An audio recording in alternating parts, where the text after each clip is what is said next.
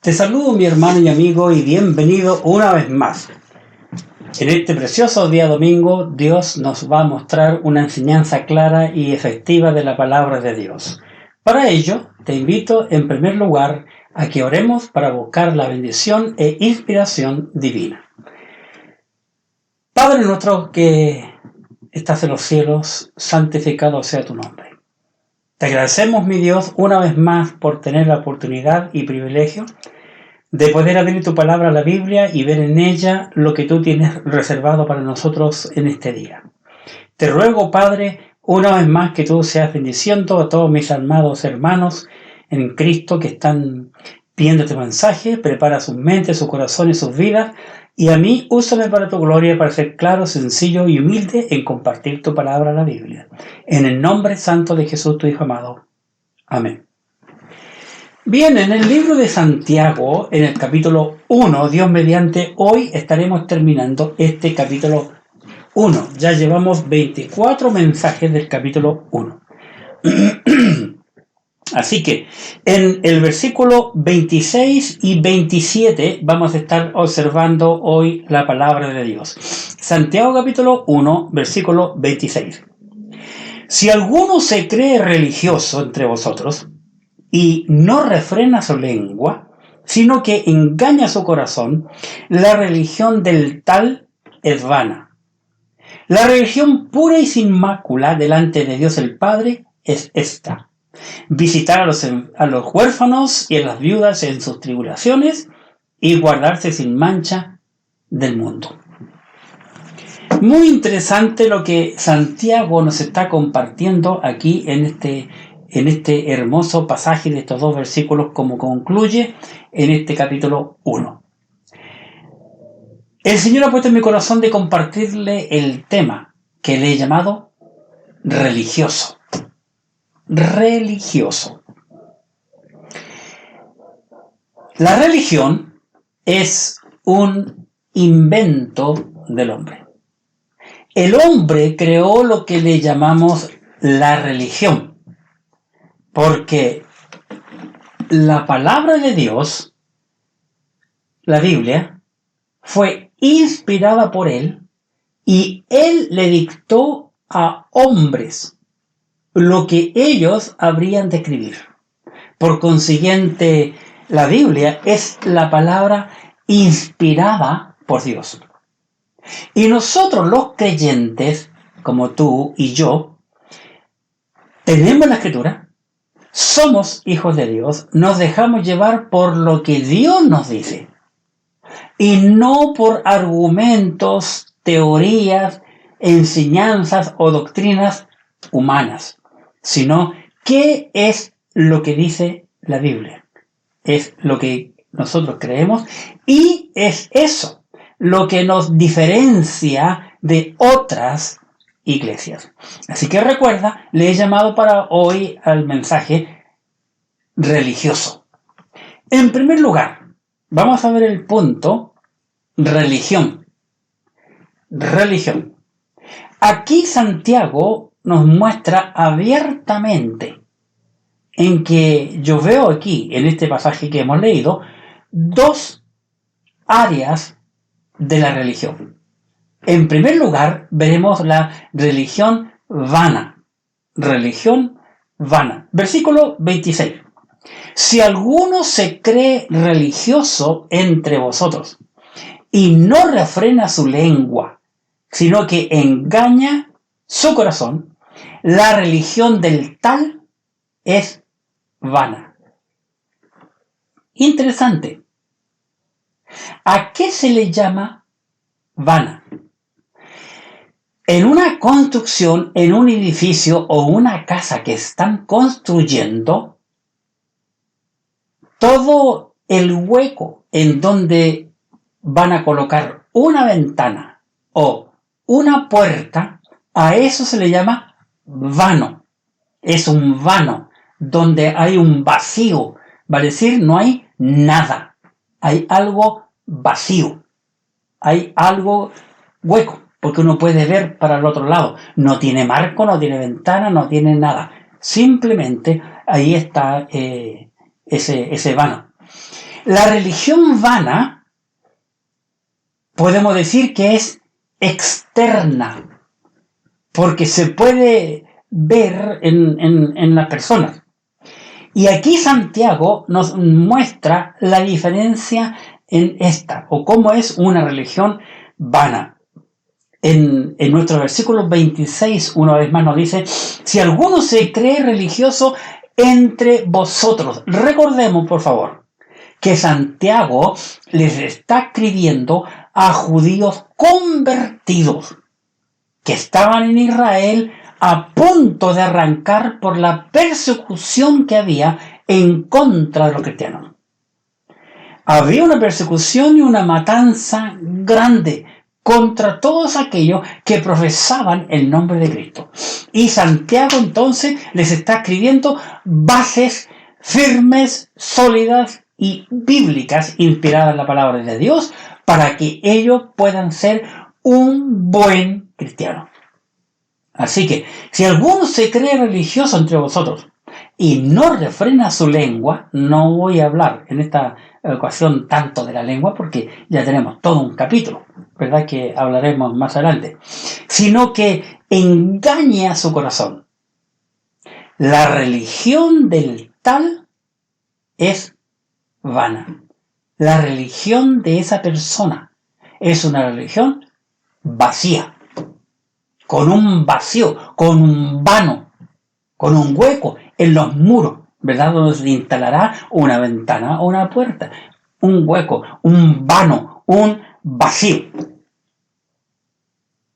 ¿Por qué? Porque en primer lugar no es capaz de refrenar la lengua. En el libro de Salmos, no cierra en Santiago, recuerde con nuestro pasaje. En el libro de Salmos, en el capítulo 73, vamos a ver lo que aquí el salmista nos dice en Salmos capítulo 73, en el versículo 8 y 9. Salmos 73, versículos 8 y 9. Dice: se mofan y hablan con maldad de hacer violencia. Hablan con altanería. Versículo 9. Ponen su boca contra el cielo y su lengua pasea la tierra. ¡Qué tremendo! Ponen su boca contra el cielo y su lengua pasea la tierra, como hablando a Dios, como hablando al aire, y el viento se lleva aquellas palabras. Hay un proverbio popular que dice, ¿y cómo lo supiste? Me lo dijo un pajarito, basado en un pasaje de Eclesiastés, en un versículo de Eclesiastés. Vienen las aves, por eso que habla hacia arriba, vienen las aves y se llevan lo que nosotros hemos hablado, lo que hemos dicho. Qué triste cómo concluye este versículo 9 aquí. Ponen su boca contra el cielo y su lengua pasea la tierra. Imagínate. Lastimosamente hay mucha gente en el mundo que le gusta saber la vida ajena. Y hay unos cuantos que se dedican a buscar cosas de otros para publicarlas. Y nosotros debemos de preocuparnos en buscar qué es lo que Dios quiere para mi vida, para que yo pueda ser mejor para Él y para todos aquellos que me rodean. Así que la religión vana no refrena su lengua. La religión vana es aquella que engaña al corazón. Vamos por favor al libro de Jeremías, capítulo 17. Aquí el profeta Jeremías, en su capítulo 17, nos dice lo siguiente en el versículo 9. Un pasaje muy conocido por nosotros. Jeremías 17, 9. Y dice el profeta: engañoso es el corazón más que todas las cosas, y perverso. El corazón nuestro es engañoso y perverso, porque es muy variante, varía conforme a la necesidad nuestra, lo que queremos conseguir. Engañoso es el corazón más que todas las cosas y perverso. ¿Quién lo conocerá? Hay uno que conoce el corazón, y ese es Dios. Y a Él jamás podremos engañarle nunca. La religión vana. La religión vana es una religión vacía, porque es humana, porque no tiene asidero, porque no tiene profundidad, porque no tiene firmeza ni estabilidad. Está fundada en las palabras del hombre. Pero también encontramos que en el versículo 27, Santiago nos habla de la religión pura y sin mancha. Fíjate, una que es vana y otra que es pura y sin mancha, sin pecado. Vamos al versículo 27 de Santiago 1. Santiago capítulo 1, versículo 27. La religión pura y sin mácula delante de Dios el Padre es esta. Y luego da varias palabras. Visitar a los huérfanos y ayudarles en sus tribulaciones y guardarse sin mancha del mundo. Así que esta religión pura y sin mácula es una religión interna, si podemos decir así, interna, porque viene de dentro de nosotros, ¿verdad? De dentro.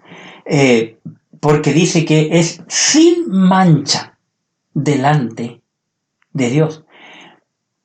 Dice, la religión pura y sin mancha o sin mácula delante de Dios el Padre es esta.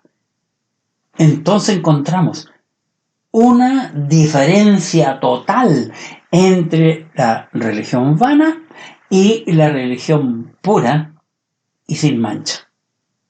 Porque la religión pura y sin mancha viene desde lo alto, viene de Dios. Y Dios es santo, puro, justo, perfecto, etc. Ahora bien, pensemos por un momento. El Señor Jesucristo, cuando murió por nuestros pecados, Él santificó a la iglesia. Él santificó a la iglesia, la hizo santa, limpia y pura. Te invito a ir por favor al libro de Efesios, capítulo 5, y veamos lo que el apóstol Pablo nos dice en Efesios capítulo 5, en los versículos 25 al 27. Observemos. Efesios 5, 25 al 27.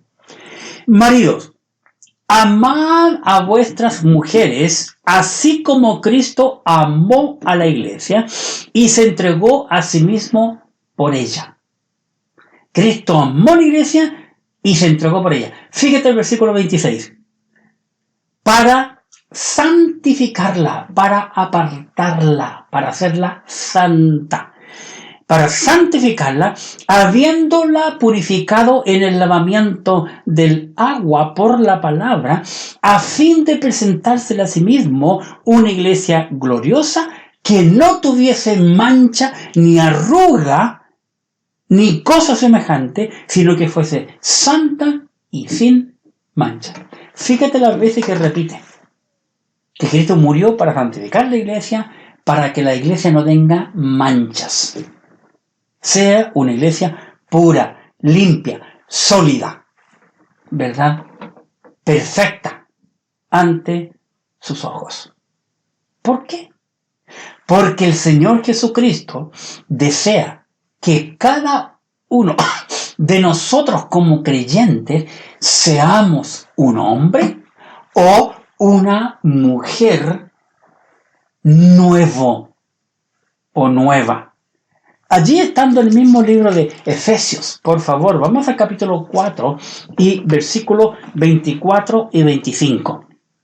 Efesios, versículo 4. versículos 24 y 25. Observa, vestidos del nuevo hombre. Interesante, vestidos del nuevo hombre, creado según Dios en la justicia y santidad de la verdad. 25. Por lo cual, desechando la mentira, hablad verdad cada uno con su prójimo, porque somos miembros los unos de los otros. Así que aquí nos muestra abiertamente una tremenda diferencia, un contraste entre la religión vana y la religión pura y sin mancha. Porque la que es pura y sin mancha, como acabamos de leer aquí en el versículo que yo estaba compartiendo, el capítulo 4, versículos 24 y 25, por lo cual desechando la mentira. En el nuevo hombre no hay mentira. El nuevo hombre siempre está diciendo la verdad, proclamando la verdad, afirmando la verdad, porque él cree en la verdad, que es la palabra de Dios, y Cristo también es la verdad. ¿Qué más encontramos en esta religión pura y sin mancha? Volvamos a nuestro pasaje, capítulo 1 del libro de Santiago, y por favor al versículo 27. La religión pura y sin mácula delante de Dios el Padre es esta: visitar a los huérfanos y a las viudas en sus tribulaciones y guardarse sin mancha delante del mundo.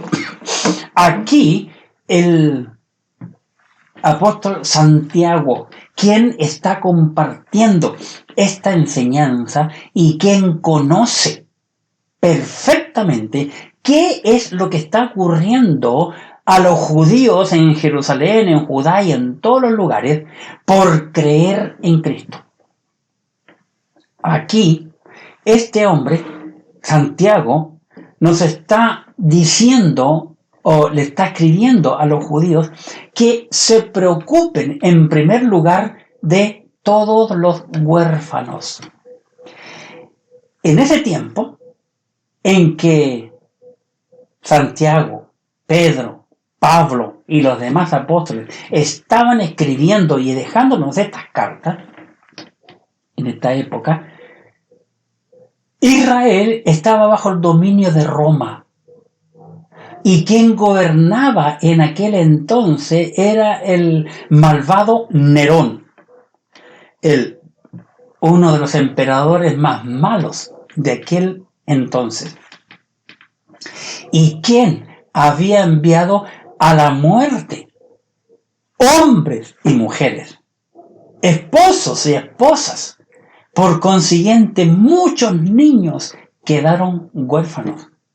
Y también a muchos esposos que creían y confesaban a Cristo, los mataron a través de animales feroces, perros hambrientos, a los leones, y se los hacían luchar con gladiadores y tanta cosa que hay en la historia que tú puedes leer y buscar y aprender de aquel entonces. Entonces Santiago les hace ver a los creyentes que por favor ayuden y bendigan con cosas, con ropa, con alimentos a los huérfanos y a las viudas. A los huérfanos y a las viudas. Y es muy interesante porque como dije anteriormente, muchos creyentes, miles de creyentes fueron muertos. Y esto trajo una gran cantidad de niños huérfanos y también de mujeres viudas. La Biblia habla mucho de las viudas en el Nuevo Testamento y también en el Antiguo. Pero recordemos que aquí Israel está viviendo bajo una persecución por la fe en Jesucristo. Así que por lo mismo, por esta tremenda persecución, habían muchas mujeres viudas en aquel entonces. Bien, la iglesia primitiva ayudó mucho a los necesitados, especialmente a los necesitados que llegaban a las iglesias. En tu Biblia, por favor, vamos a mirar un poquito nada más de historia en el libro de los Hechos de los Apóstoles, en el capítulo 4, Hechos capítulo 4, versículo 34. Vamos allá. Hechos 4:34. Dice aquí, Hechos capítulo 4, versículo 34. Así que no había entre ellos ningún necesitado, porque todos los que poseían heredades o casas las vendían y traían el precio de lo vendido y lo ponían a los pies de los apóstoles y se repartía cada uno según su necesidad. ¿Qué es interesante esta historia aquí? Porque el primero que hizo esto fue un hombre llamado José, que después le pusieron Bernabé, hijo de consolación, que él tenía bienes materiales, tenía terrenos y vendió. Él fue el primero que vendió sus terrenos y tomó todo ese dinero y lo trajo a los pies de los apóstoles en su totalidad. Y trajo el precio de lo vendido. Versículo 35, observa. Hechos 4:35. Y lo ponían a los pies de los apóstoles y se repartía cada uno según su necesidad. 36. Entonces José, a quien los apóstoles les pusieron por sobrenombre Bernabé, que traducido es hijo de consolación, levita, natural de Chipre, como tenía una heredad, la vendió y trajo el precio y lo puso a los pies de los apóstoles. Esto es algo que nació en el corazón de él. No es algo que hayan enseñado los apóstoles o una doctrina apostólica. No, nació en este hombre donde vio que él tenía bienes materiales y vio gente necesitada, huérfanos, vio viudas, vio la necesidad y a él se le ocurre y hace esa venta y trae todo el dinero a la iglesia. Ahí comenzamos capítulo 5, donde ese matrimonio Ananías y Zafira, que tenían varias heredades, vendieron una de ellas, pero otras no trajeron el 100% de la venta y ya sabemos que él y ella murieron. Vamos ahora a ver un pasaje más conocido aún en Hechos, en el capítulo 6. Observa ahora, Hechos 6. Están avanzando un poco el tiempo y llegamos a Hechos capítulo 6 y observa. En aquellos días de la persecución contra los hebreos, ¿verdad? Por la fe en Cristo, en aquellos días, como creciera el número de los discípulos, hubo murmuración de los griegos contra los hebreos, de que las viudas de aquellos eran desatendidas en la distribución diaria. Qué interesante aquí. ¿Qué estaba pasando?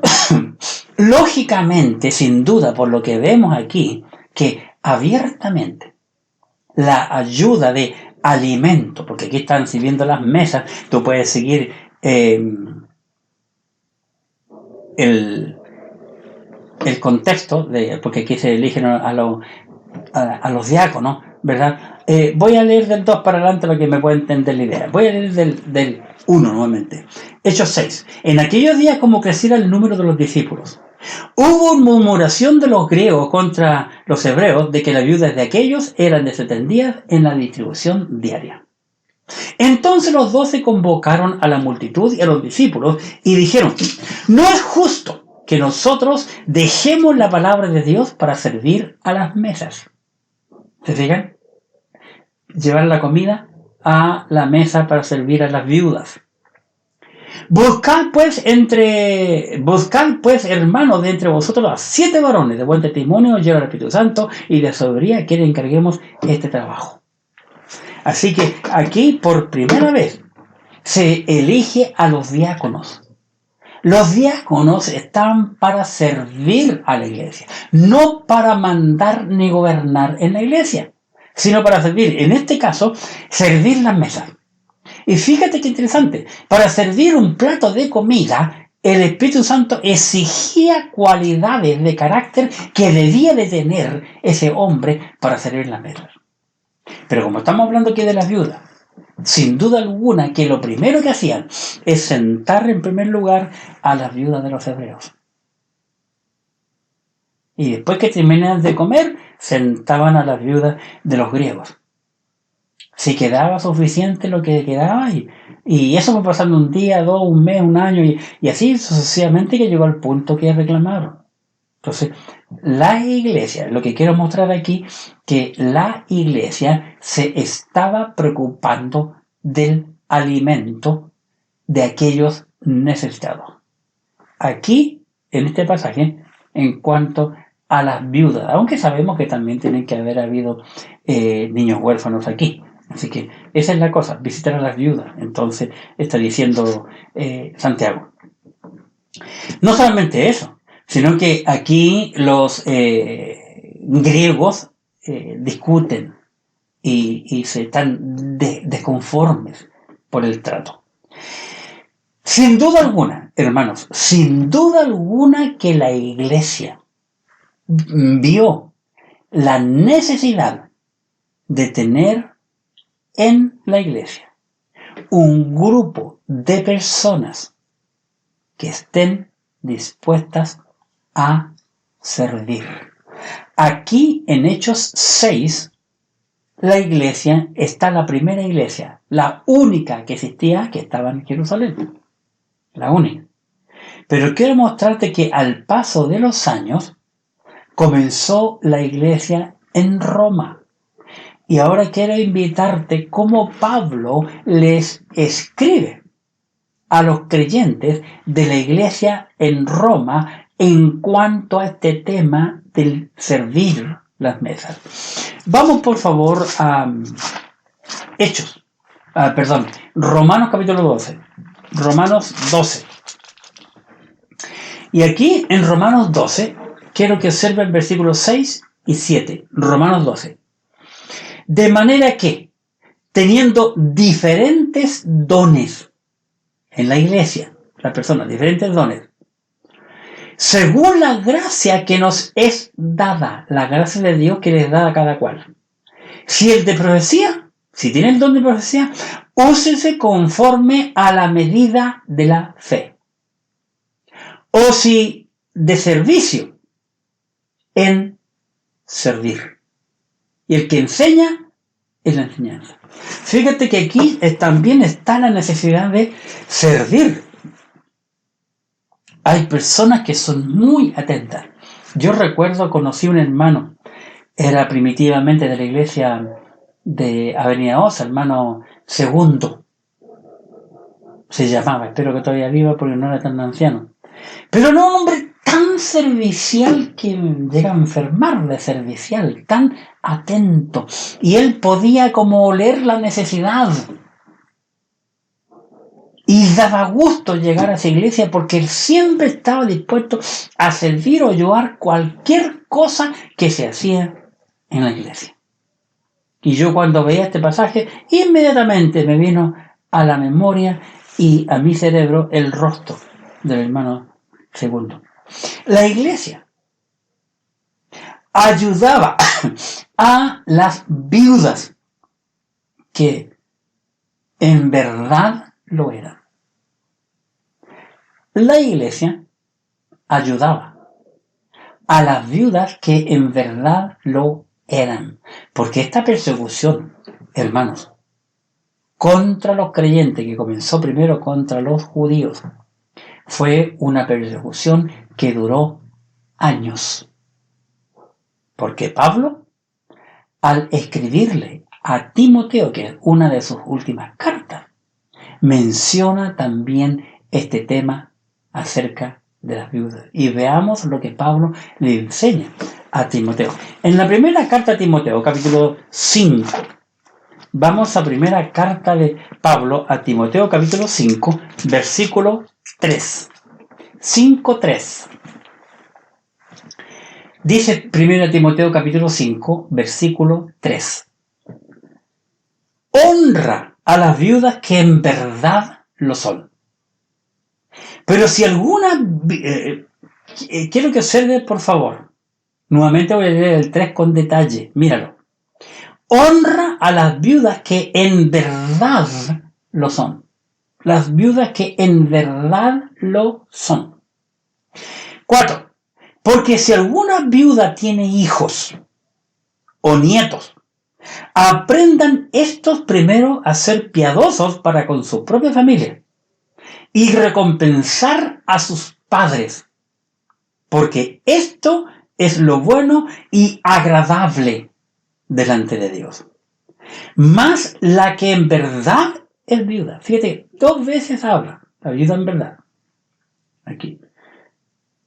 Más la que en verdad es viuda y ha quedado sola. Espera en Dios y es diligente en súplicas y oraciones noche y día. Pero la que se entrega a los placeres, viviendo, está muerta. Manda también estas cosas para que sean irreprensibles. Porque si alguno no provee para los suyos, y mayormente para los de su casa, ha negado la fe y es peor que un incrédulo. Sea puesta en la lista solo la viuda no menor de 60 años, que haya sido esposa de un solo marido, que tenga testimonio de buenas obras, si ha criado hijos, si ha lavado los pies de los santos, si ha socorrido a los afligidos, si ha practicado toda buena obra. Fíjate que aquí da una lista de cualidades que la viuda debía de tener para que la iglesia la sostuviera, le proveyera todo lo necesario. Versículo 11.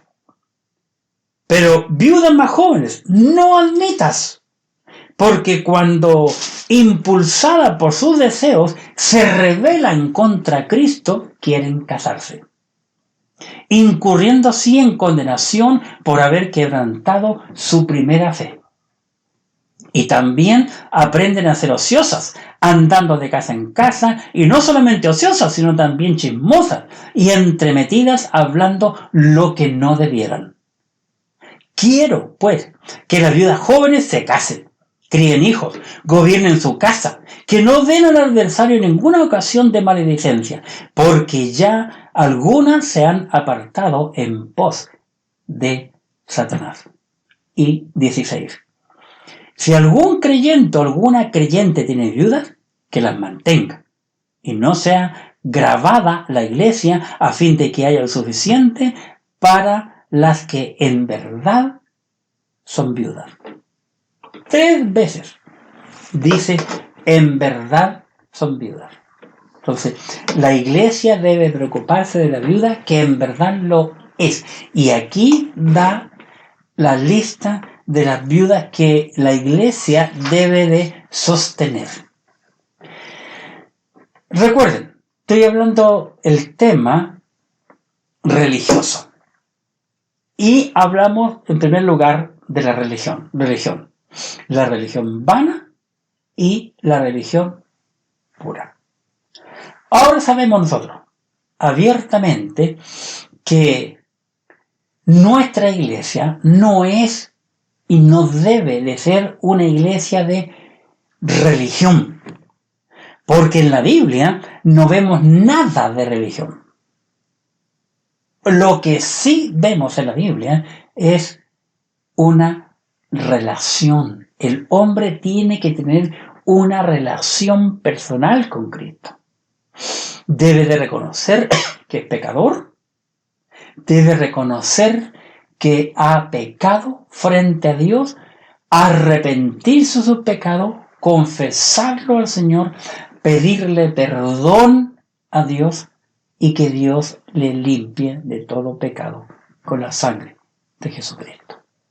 Eso sí es importante. Así que tenemos que buscar de tener una relación personal con Cristo.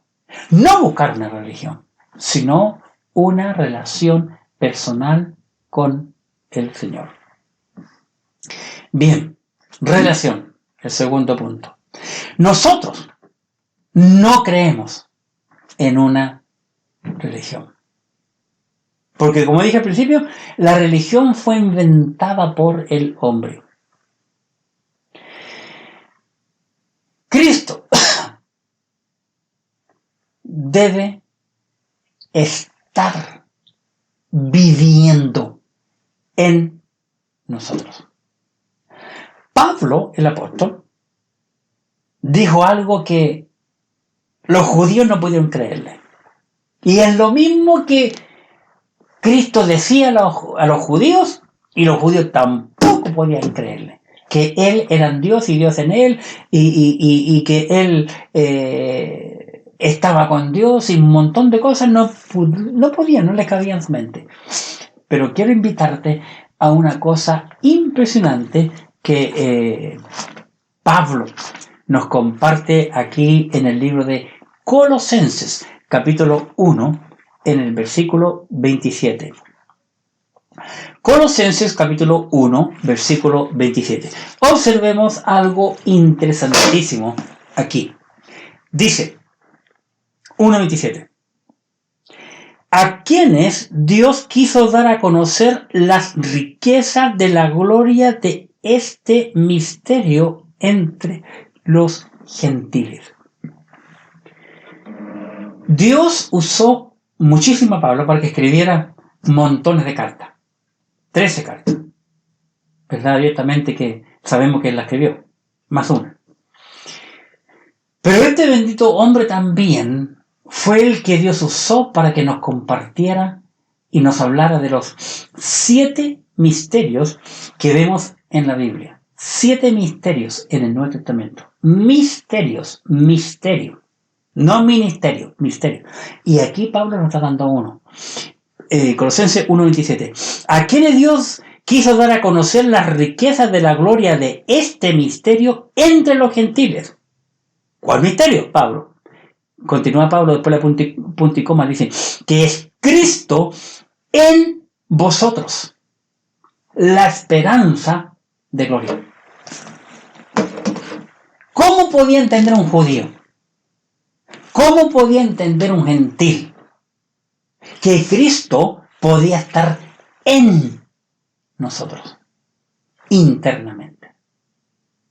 Bueno, nosotros los que no tenemos una religión, sino una relación con Cristo, sabemos, por lo que nos dice la bendita palabra de Dios, las Escrituras, la Biblia, que desde el momento en que el Espíritu Santo de Dios entró en nuestras vidas y nos regeneró y nos hizo ser una nueva criatura, Cristo entonces está en nosotros, porque Dios el Padre, la deidad divina, el Elohim del Antiguo Testamento, compuesto por Dios Padre, Dios Hijo y Dios Espíritu Santo, es uno solo. Cuando el Espíritu Santo de Dios entra en nuestra vida, entra también la persona de Cristo espiritualmente hablando. Por eso Pablo dice y nos confirma, Cristo en vosotros, Cristo en el creyente, en el Hijo de Dios, en la hija de Dios. Es la esperanza de gloria. Esa es la esperanza que tenemos. Que desde el momento en que fuimos salvos, bautizados por el Espíritu Santo de Dios, llenos del Espíritu en nuestra vida, Cristo está en nosotros, y desde ese día tenemos esta esperanza gloriosa, una esperanza que no la promete el apóstol Pablo, sino que lo dice Dios. Pablo nada más fue quien escribió esta carta inspirada por Dios. Cristo en nosotros. la esperanza de gloria. Ya que estamos aquí en Colosenses, te invito a ir a Colosenses capítulo 3, versículos 3 y 4. Colosenses 3 dice: porque habéis muerto al pecado, lógicamente, y vuestra vida está escondida con Cristo en Dios. ¿Cómo podemos entender que nuestra vida está escondida en Cristo en Dios? ¿Cómo? Espiritualmente, por creer lo que dice la Escritura.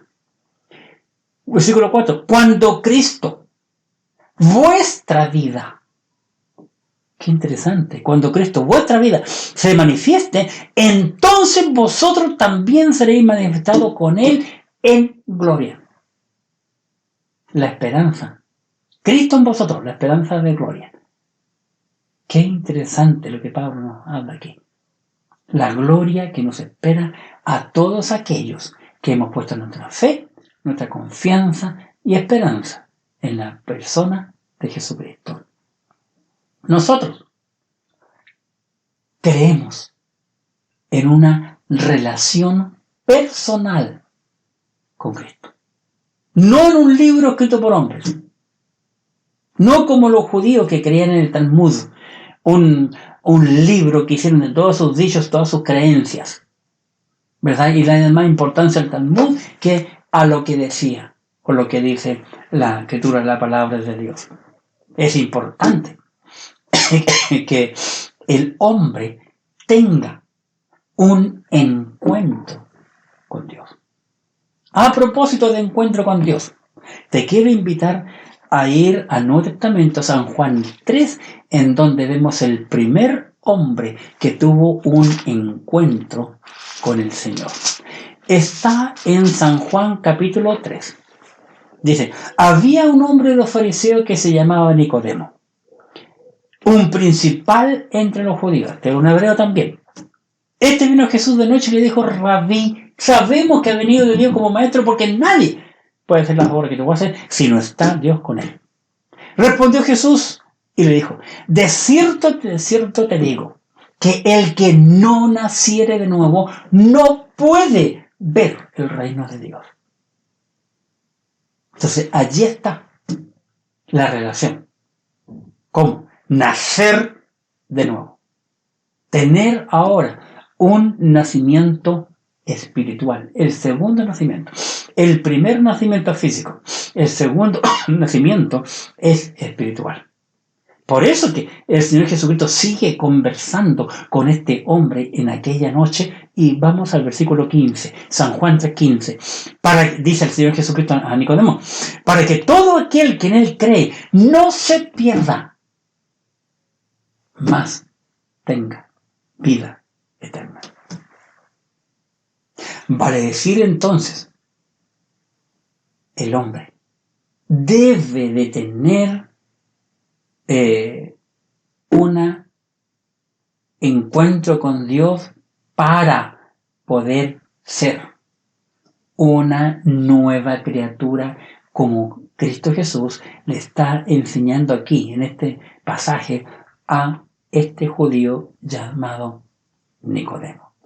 Para eso te invito a ir a la segunda epístola de Pablo a los Corintios.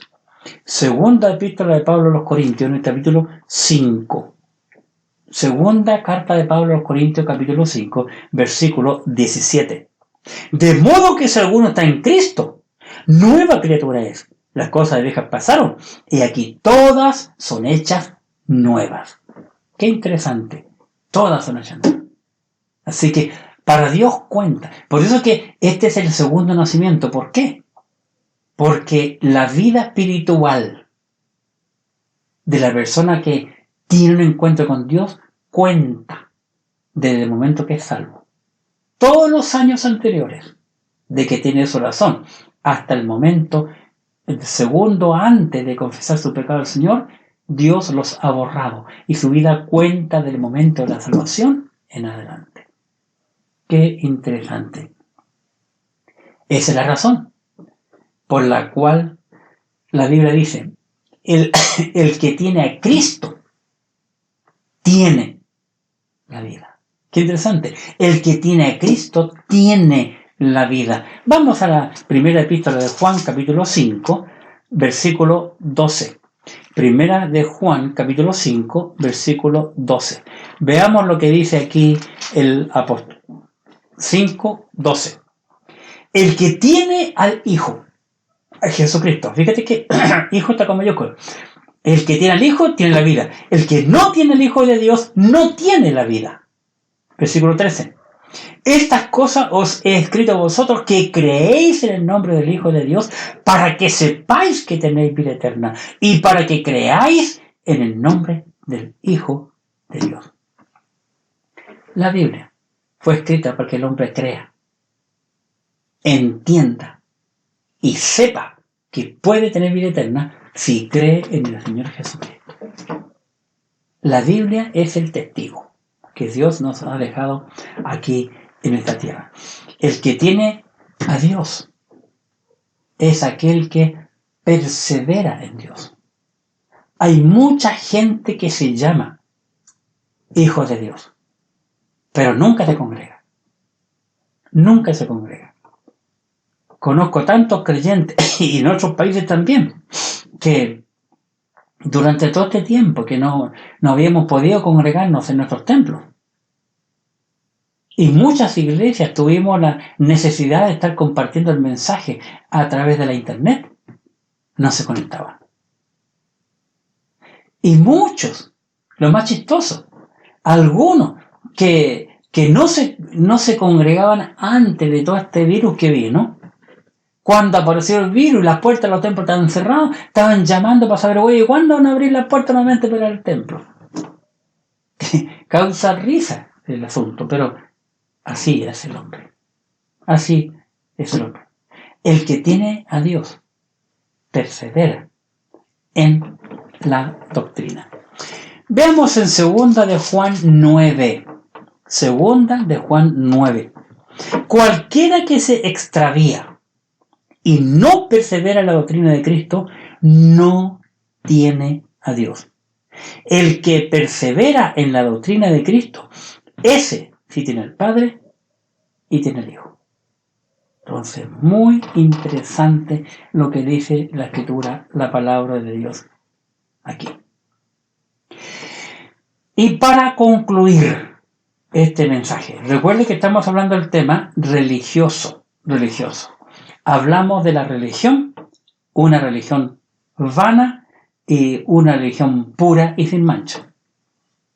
Y dijimos también, en segundo lugar, que nosotros no creemos en la religión, sino que en la Biblia vemos que es una relación con la persona de Jesucristo, un encuentro con Él. Para concluir, debemos apartarnos del mal. Apartarnos del mal. En el libro de Salmos, capítulo 34, versículo 13. Salmos, capítulo 34, versículo 13. Veamos lo que aquí dice el salmista, 34, 13. Dice, guarda tu lengua del mal y tus labios de hablar engaño. 14. Apártate del mal y haz el bien. Busca la paz y síguela. Qué interesante. Jesucristo dijo, mi paz os dejo, mi paz os doy. Yo os no la doy como el mundo la da. Qué interesante. Debemos desechar las fábulas. En las religiones vamos a encontrar fábulas, historias, pero que no tienen peso. Primera carta del apóstol Pablo a Timoteo, capítulo 4. Primera carta de Pablo a Timoteo, capítulo 4, en el versículo 7. Veamos, Primera Timoteo, capítulo 4, versículo 7. Dice aquí el apóstol, desecha las fábulas profanas y de viejas.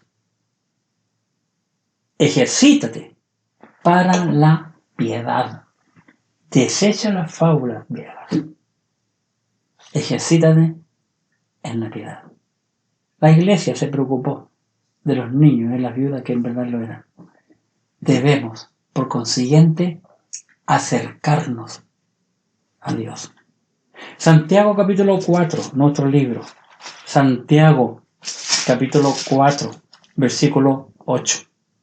Acercaos a Dios, y Él se acercará a vosotros. Pecadores, limpiad las manos, y vosotros los de doble ánimo, purificad vuestros corazones.